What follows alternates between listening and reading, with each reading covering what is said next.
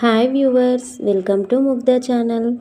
ఈరోజు మీ ముందుకు దేశం మొత్తం ఎదురు చూస్తున్న, దేశం కూడా కాదండి ప్రపంచం మొత్తం ఎదురు చూస్తున్న డివోషనల్ ఇన్సిడెంట్ మన మహాకుంభమేళా.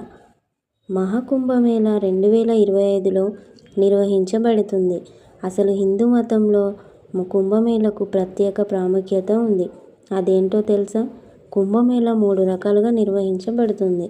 ఈ సంవత్సరం ఎప్పుడు జరుగుతుంది, ఎప్పుడు ప్రారంభమవుతుంది అనే విషయాలు మీకోసం మీ ముందుకు తీసుకొచ్చాను.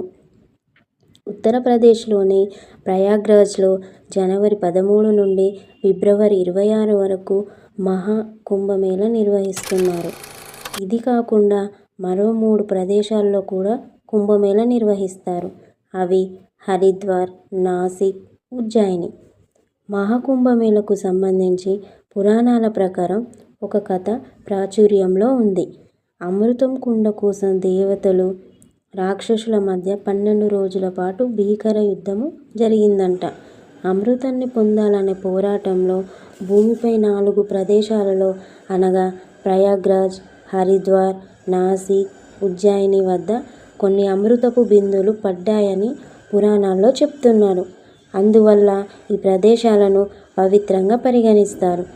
అందుకే ఈ ప్రదేశాల్లో మాత్రమే కుంభమేళా నిర్వహిస్తారు.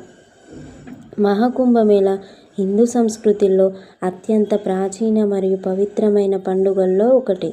ప్రపంచ నలుమూలల నుండి లక్షలాది మంది భక్తులు ఇందులో పాల్గొంటారు. మరి మీరు కూడా పాల్గొనాలి అనుకుంటున్నారా? మరి ఇంకెందుకు ఆలస్యం, వెంటనే ప్లాన్ చేసుకోండి, భక్తుముక్తులు అవ్వండి. Thank you for watching.